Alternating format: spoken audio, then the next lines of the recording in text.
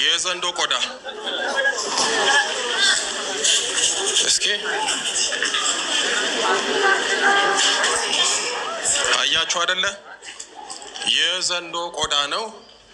እስኪ ያንንም ዘርጋው ሄኒ እስማ እሺ፣ እስኪ አምጣው። ቆይ እስኪ ነግሩናል እንግዲህ ታሪኩን። ይሄ የዘንዶ ቆዳ ነው። እሺ፣ ይሄ ደግሞ የዘንዶ ጓንት ማለት ነው። በዘንዶ ቆዳ ጓንት ተሰርቶ ነው። ይሄ ደግሞ በዘንዶ ደግሞ ጫማ ተሰርቶ ነው። እሺ፣ እስኪ ማን ያመጣው? እግዚአብሔር ይባርክሽ፣ መብራን ተባርክሽ። ይሄ ዘንዶ ቆዳ ከየት መጣ? ቆይቷል አባ። እኛ ህፃን ሆነን ነው እናቴ ናት ያስቀመጠችው ተጠቅልሎ። ከአፍሪካ ሀገር ነው ያመጣው ትለናለች። ድሮ በልጅነት ነው። አሁን አርፋለች፣ 20 ዓመት ምናምን ሆኗታል። እና ብዙ ጊዜ ይቀፈኛል ሳየው እና እህቴ ናት እንደውም ብዙ እሷ ጋር ብዙ ችግር የለም እኔ ጋር እና ይሄ ዘንዶ ቆዳ ይጠቅማል እያለች ቁጭ አደረገችው። ከዛ እርሱ እዚህ ማገልገል ሊጀምሩ አካባቢ እንደዚሁ ይሄ ቆዳ መውጣት አለበት፣ በቃ ቀሲኖ ጋር መውሰድ አለብኝ አልኳት። ከዛ በቃ ተናደደች እና ተጣላን። ግን በቃ እኔም ቸገረኝ ውሰጁ ምናምን አለች።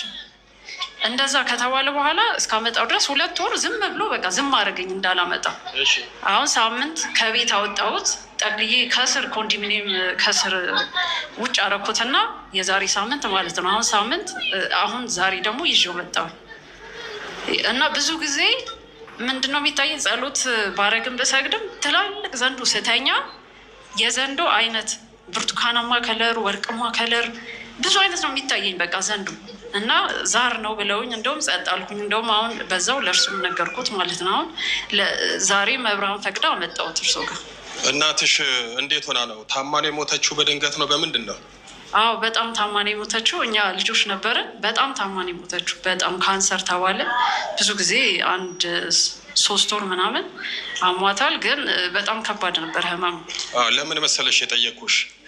ይሄ እናትሽ እናቶች ምን ተፍረስ ስለሚይዛቸው ከአፍሪካ መጣ። ከየት ከአፍሪካ ይመጣል? ይሄ በቤተሰብ የሚመለክ የሚገበር የነበረ በዘንዶ የሚገበር ዛር አለ። ስለዚህ ዛሩን ሴጣኑን በዘንዶ ያመልኩት ይገብሩት ነበረ። እንደዚህ አይነት ግብር ሲያደርጉ ይሄ ቆዳው ይገፈፍና የቃል ኪዳን የመታሰቢያ ምልክት ተደርጎ በቤት ይቀመጣል። ለምሳሌ አቴቴን የሚገብሩና የሚያከብሩ በቤት ውስጥ በሙዳይ ምንድን ነው የሚያስቀምጡት? ጨሌ። ያቺ ጨሌ የቃል ኪዳን ምልክት ናት። በዘንዶ በዛር ደግሞ እንደዚህ የሚገብሩ ሰዎች የቃል ኪዳኑ ምልክት የዘንዶ ቆዳ ነው። ለምሳሌ እሷ የተለያየ አይነት ከለር ዘንዶ እየመጣ ይታያታል፣ ያስጨንቃታል።